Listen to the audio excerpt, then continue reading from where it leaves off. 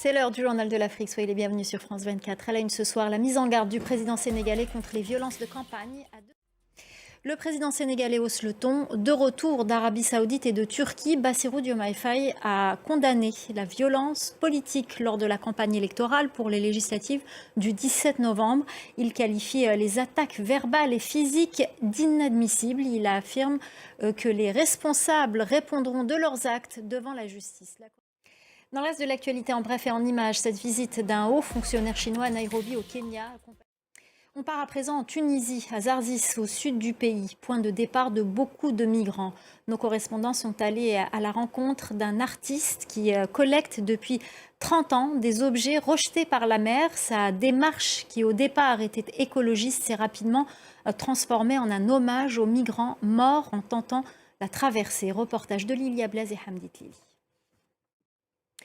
L'écrivain franco-algérien Kamel Daoud s'est vu décerner le prestigieux prix Goncourt pour son 5e roman intitulé Houri aux éditions Gallimard. Kamel Daoud avait été récompensé pour son premier roman Meursault contre enquête par le prix Goncourt du premier roman. Reportage de nos confrères de France 2. Vous l'avez entendu, Houri est en quelque sorte un roman qui rend hommage aux femmes victimes du terrorisme islamiste pendant la décennie noire en Algérie.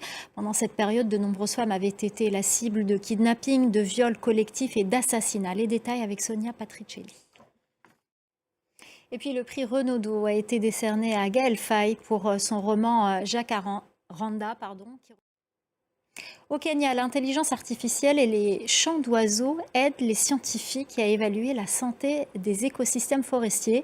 Grâce à la technologie, les chercheurs peuvent enregistrer et analyser les sons pour estimer la population d'oiseaux. Pierre Leduf. Voilà, c'est la fin du journal de l'Afrique. Tout de suite, l'actu 360 avec Anthony Saint-Léger.